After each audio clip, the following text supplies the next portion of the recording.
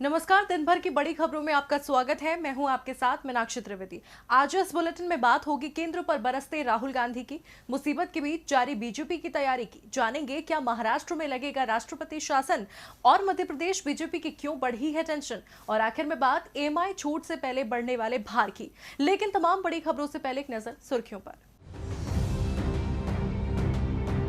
उत्तर प्रदेश के सीएम योगी आदित्यनाथ ने किया बड़ा ऐलान। कहा मॉर्निंग वॉक के लिए खुलेंगे पार्क, सुरक्षा और सोशल डिस्टेंसिंग सुनिश्चित करने के लिए पार्कों में नियमित होगी पेट्रोलिंग। जुलाई से खुल सकते हैं स्कूल, नए नियमों के साथ शुरू होगा स्कूलों का संचालन। पहले बड़ी कक्षाओं जैसे 8वीं से 12वीं तक से की जाएंगी स्कूलों के खुलने की शुरुआत। सिलेबस में भी होगा बदलाव। 2 महीने में मॉल्स को 90,000 करोड़ रुपए का नुकसान, 500 से ज्यादा शॉपिंग सेंटर्स हो सकते हैं बंद। Shopping centres association of India ने केंद्र से मांगी राहत। मौजूदा हालात में कैब सेवा पर भी पड़ा बुरा असर। उबर और कार देखो ने 800 कर्मचारियों को नौकरी से निकाला। टीवीएस मोटर्स 6 महीने तक सैलरी में करेगी कटौती। हफ्ते के पहले कारोबारी दिन लाल निशान पर बंद हुआ शेयर बाजार। सेंसेक्स 63 अंक और निफ्टी 10 पॉइंट नीचे हुआ बंद। सुर्खियों के बाद अब बात आज की सबसे बड़ी खबर की। देश के स्वास्थ्य हालात पर काबू कब पाया जाएगा, इसका जवाब तो शायद अभी किसी के पास नहीं है। वहीं जब से पूर्णबंदी में रियायतों का दौर शुरू हुआ है, तब से स्वास्थ्य मुसीबत का दायरा भी बढ़ता जा रहा है। रोजाना हजारों की संख्या में नए मामले सामने आ रहे हैं, जिसे लेकर अब एक बार फिर कांग्रेस सांसद राहुल गांधी ने मोदी सरकार से सवाल पूछे हैं। तो आज इसी पर चर्चा के लिए हमारे साथ स्टूडियो में मौजूद है राजीव जी। लेकिन उससे पहले आज राहुल ने क्या कुछ कहा है, देखिए इस रिपोर्ट में। देश में लागू पूर्णबंदी को 2 महीने का वक्त बीत चुका है, लेकिन स्वास्थ्य हालात सुधरने के बजाय लगातार खराब होते जा रहे हैं। सरकार भी आर्थिक गतिविधियों को तेजी देने के लिए रियायतें देती जा रही है, तो वहीं विपक्ष सरकार को आड़े हाथों ले रहा है। आज पूर्णबंदी के बीच कांग्रेस सांसद राहुल गांधी चौथी बार पत्रकारों से मुखातिब हुए। वीडियो कॉन्फ्रेंसिंग के जरिए होने वाली इस प्रेस कॉन्फ्रेंस में राहुल ने कहा लॉकडाउन पूरी तरह से फेल हो गया है। उन्होंने कहा प्रधानमंत्री नरेंद्र मोदी को उम्मीद थी कि स्वास्थ्य मुसीबत को 21 दिन में कंट्रोल कर लिया जाएगा, मगर 60 दिन हो चुके हैं और मामले तेजी के साथ बढ़ते जा रहे हैं। भारत उन देशों में से है जहां ये मुसीबत सबसे तेजी से फैल रही है। कांग्रेस सांसद ने कहा पीएम और उनके एडवाइजरी स्टाफ ने ये उम्मीद नहीं की थी कि ऐसा हो जाएगा। उन्होंने कहा हिंदुस्तान पहला ऐसा देश है जो समस्या के बढ़ने के वक्त लॉकडाउन खत्म कर रहा है। इसके साथ ही राहुल गांधी ने कहा लॉकडाउन के 4 स्टेज फेल हो चुके हैं। ऐसे में मैं सरकार से पूछना चाहता हूं कि आगे के लिए उसकी क्या रणनीति है, श्रमिकों के लिए क्या व्यवस्था है, एमएसएमईज को कैसे खड़ा करेंगे। सरकार कहती है जीडीपी का 10% पैकेज के रूप में दिया है, मगर असल में 1% ही मिला है। कामगारों से मुलाकात पर राहुल गांधी ने कहा जब मैं उनसे मिला तो कुछ ने कहा कि हमारा भरोसा टूट गया। कांग्रेस नेता ने कहा बेरोजगारी की समस्या मौजूदा स्वास्थ्य मुसीबत की वजह से नहीं आई है, वो पहले से चली आ रही थी। अब इस पूरी समस्या में एक नया एलिमेंट जुड़ गया है। कारोबार बंद हो गए हैं, कई सारे मझोले उद्योग बंद होते जा रहे हैं। उन्होंने कहा हम इसीलिए छोटे उद्योगों को पैसा देने की डिमांड कर रहे हैं। अगर हम ऐसा नहीं करते तो ये बहुत बुरा साबित होगा। आपको बता दें हाल ही में वित्त मंत्री निर्मला सीतारमण ने राहुल की कामगारों से मुलाकात पर तंज कसा था, जिसका राहुल ने जवाब दिया है। राहुल गांधी ने कहा मुझे कामगारों से बात करके अच्छा लगता है और मुझे काफी कुछ सीखने को मिलता है, लेकिन अगर मुझे परमिशन मिलती है तो मैं पैदल ही उत्तर प्रदेश निकल जाऊंगा और मजदूरों की मदद करना शुरू कर दूंगा, लेकिन सरकार मुझे परमिशन नहीं देगी। खैर आज एक बार फिर राहुल ने सरकार से आगे की रणनीति पर सवाल तो किए हैं, लेकिन देखना होगा सरकार जवाब देती है या एक बार फिर चुप्पी साध लेती है। अब रुख करते हैं राजीव जी का। राजीव जी आपका स्वागत। धन्यवाद मीनाक्षी।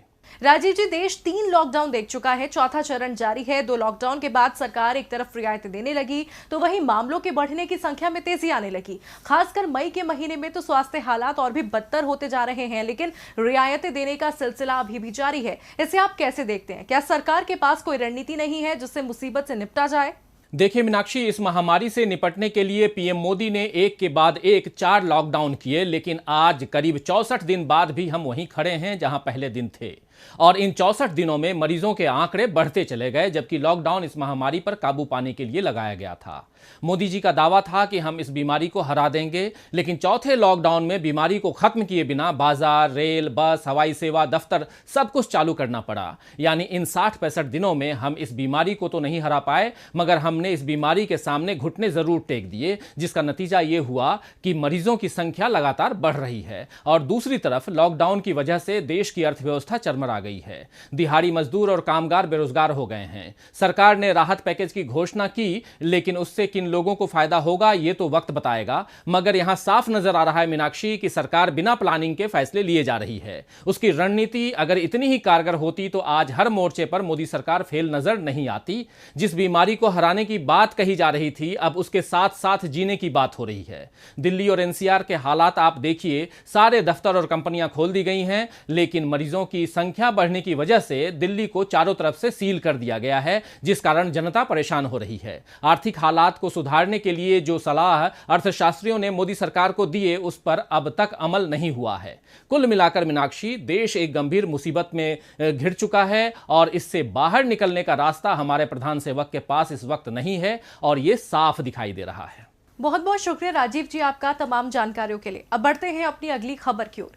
देश भले ही विपदा के दौर से गुजर रहा हो, लेकिन बीजेपी सरकार को तो जश्न मनाना है। जी हां, मोदी सरकार इसी महीने मौजूदा मुसीबत के बीच अपने दूसरे कार्यकाल का 1 साल पूरा करने जा रही है। इस मौके पर बीजेपी ने जश्न मनाने का पूरा प्लान तैयार कर लिया है। तो क्या है वो प्लान, इस रिपोर्ट में देखिए।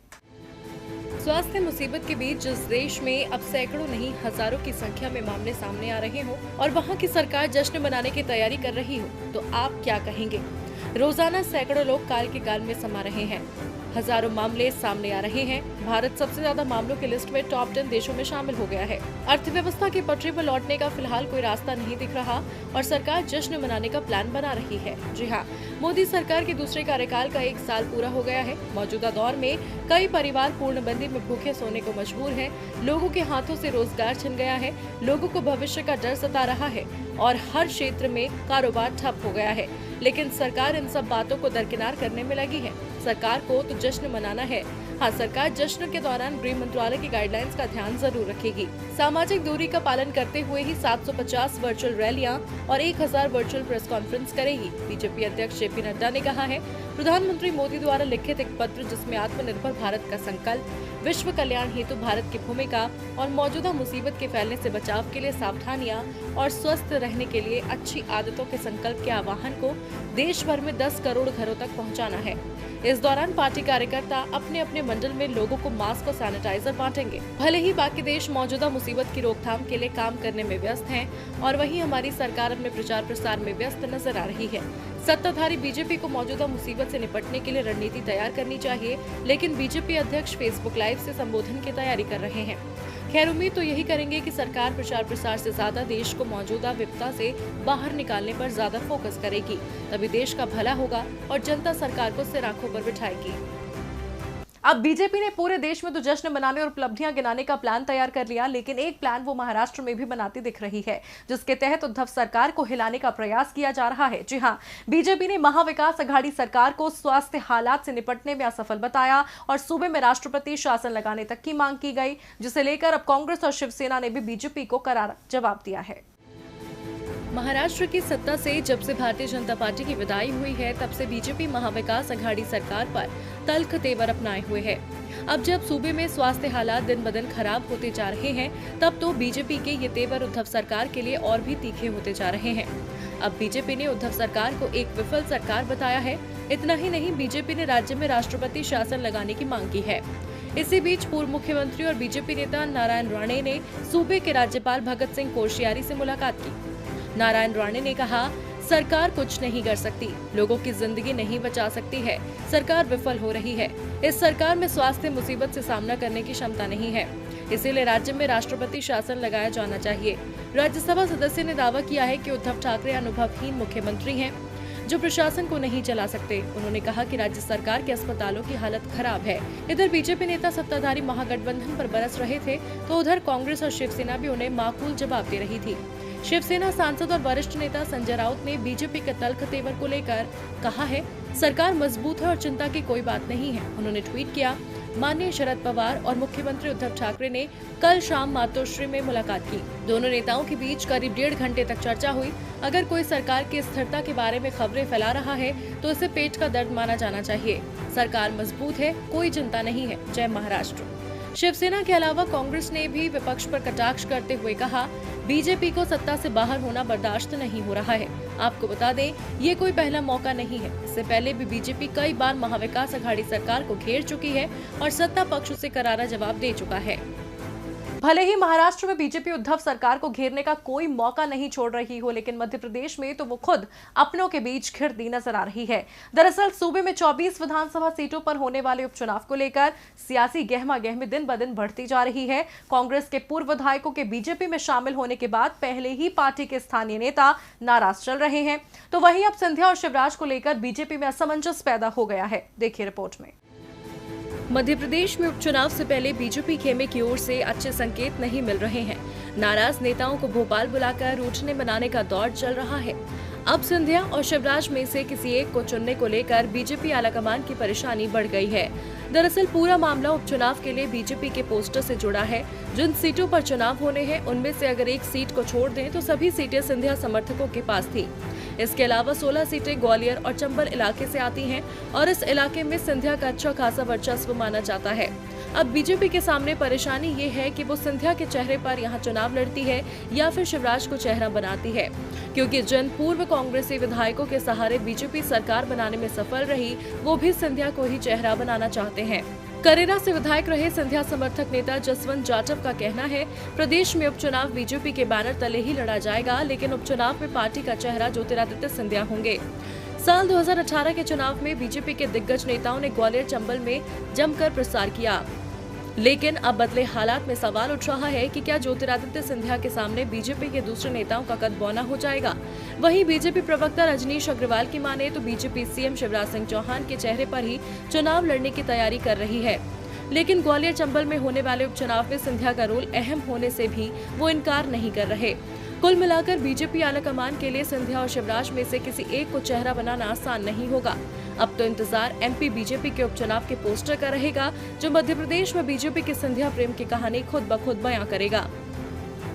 अब मध्य प्रदेश उपचुनाव में कौन होगा बीजेपी का पोस्टर बॉय, ये देखना वाकई दिलचस्प होगा। वहीं देखने लायक तो फिलहाल कांग्रेस महासचिव प्रियंका गांधी के तेवर भी हैं, जो वो लगातार उत्तर प्रदेश की योगी सरकार को दिखा रही हैं। जी हां, बस पॉलिटिक्स को लेकर गहराए विवाद के बीच अब प्रदेश कांग्रेस अध्यक्ष अजय कुमार की गिरफ्तारी के विरोध में प्रियंका गांधी ने संघर्ष का ऐलान किया है। उत्तर प्रदेश कांग्रेस की कमान जब से प्रियंका गांधी ने संभाली है, वो सूबे की हर गतिविधि पर नजर बनाए हुए हैं। वो पार्टी संगठन को मजबूत तो कर ही रही हैं, साथ ही सत्ताधारी योगी सरकार की कमियां भी जनता के सामने उजागर कर रही हैं। प्रियंका योगी सरकार को घेरने का कोई मौका नहीं छोड़ती। ऐसे में जब हाल ही में प्रवासी कामगारों की घर वापसी के लिए प्रियंका ने बसों की व्यवस्था की, तो सूबे का सियासी पारा चढ़ गया। वहीं बस विवाद के बाद उत्तर प्रदेश की योगी सरकार ने कांग्रेस के प्रदेश अध्यक्ष अजय कुमार लल्लू को गिरफ्तार कर लिया। अभी तक उन्हें रिहा नहीं किया गया है। वहीं अब अजय कुमार लल्लू की गिरफ्तारी के विरोध में प्रियंका गांधी ने संघर्ष का ऐलान किया है। आज प्रियंका गांधी ने ट्वीट करके लिखा, यूपी कांग्रेस के अध्यक्ष अजय कुमार लल्लू ने संघर्षशील श्रमिक जीवन बिताकर राजनीतिक मुकाम हासिल किया है। 19 मई को यूपी सरकार ने जिस दुर्भावना के साथ उन्हें जेल में डाला है, वो साफ दर्शाता है कि विपक्ष के सकारात्मक सेवा भाव को यूपी सरकार द्वारा ठुकराया और दबाया जा रहा है। प्रियंका इतने पर ही नहीं रुकी। संघर्ष का ऐलान करते हुए कांग्रेस महासचिव प्रियंका गांधी ने एक और ट्वीट करते हुए लिखा, यूपी सरकार के दबाव के आगे अजय कुमार लल्लू नहीं झुकेंगे और कांग्रेस पार्टी का काम नहीं रुकेगा। जब तक उन्हें न्याय नहीं मिलेगा, तब तक यूपी कांग्रेस का एक एक कार्यकर्ता उनके लिए आवाज उठाएगा और संघर्ष जारी रहेगा। आपको बता दें, बस विवाद के दौरान उत्तर प्रदेश कांग्रेस कमेटी के अध्यक्ष अजय कुमार लल्लू और विवेक बंसल को आगरा पुलिस ने गिरफ्तार कर लिया था। उनके ऊपर थाना फतेहपुर सीकरी में धारा 188 और 269 के अलावा महामारी एक्ट का मुकदमा कायम किया गया था। इसके बाद कांग्रेस प्रदेश अध्यक्ष को जेल भेज दिया गया था, जिसके बाद से कांग्रेस ने योगी सरकार के खिलाफ मोर्चा खोल रखा है। और बुलेटिन के आखिर में बात ईएमआई छूट से बढ़ने वाले भार की। भारतीय रिजर्व बैंक ने पूर्णबंदी से प्रभावित कर्ज धारकों को राहत देने के लिए ईएमआई चुकाने में 6 महीने की रियायत दी है।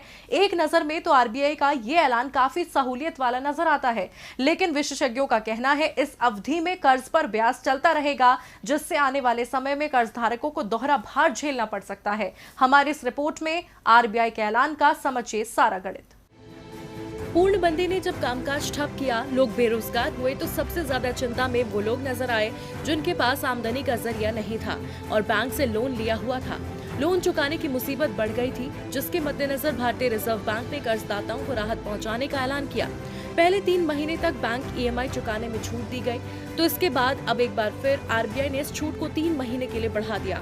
अब भले ही ये छूट आपको सहूलियत वाली लग रही हो, लेकिन अगर बैंक और ईएमआई के गणित को समझे तो पता चलता है कि इसका कोई खास फायदा नहीं है, क्योंकि विशेषज्ञों का भी कहना है इस अवधि में कर्ज पर ब्याज चलता रहेगा, जिससे आने वाले समय में कर्ज धारकों को दोहरा भार झेलना पड़ सकता है। यही कारण है कि रियायत के पहले दौर में एसबीआई के महज 20% ग्राहकों ने ही विकल्प चुना था।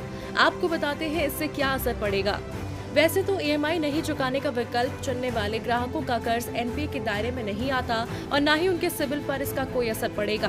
बावजूद इसके अगले 1 साल तक उनकी कर्ज लेने की क्षमता पर इसका असर पड़ना तय है। बैंक ऐसे ग्राहकों को कर्ज देने में काफी सतर्कता बरतेंगे और उन्हें ईएमआई आधारित नया कर्ज देने या उनके कर्ज की लिमिट बढ़ाने से हिचकिचाएंगे। राहतों की घोषणा के दौरान आरबीआई गवर्नर शक्तिकांत दास ने स्पष्ट कहा है, ईएमआई भुगतान में मिली छूट की अवधि का ब्याज ग्राहक को चुकाना होगा। बैंक इस ब्याज को अलग टर्म लोन के रूप में बदल सकते हैं, जिससे पहले से चल रहे लोन की ईएमआई में कोई बदलाव न हो। अगर बैंक इस सुझाव का पालन करते हैं तो ग्राहक को टर्म लोन नियमों के तहत बकाया ब्याज पर ही ब्याज चुकाना पड़ सकता है। इसका मतलब है कि अगर किसी की 20,000 की ईएमआई में 13,000 रूपए का ब्याज शामिल है और वो 6 महीने रियायत का विकल्प चुनता है तो उसे 78,000 रूपए के कुल ब्याज पर अलग से ब्याज चुकाना पड़ सकता है। यानी ये घोषणा सिर्फ सुनने में सहूलियत वाली लगती है, लेकिन इसकी सच्चाई कर्जदाताओं पर भार बढ़ाने वाली है। फिलहाल दिन भर की बड़ी खबरों में इतना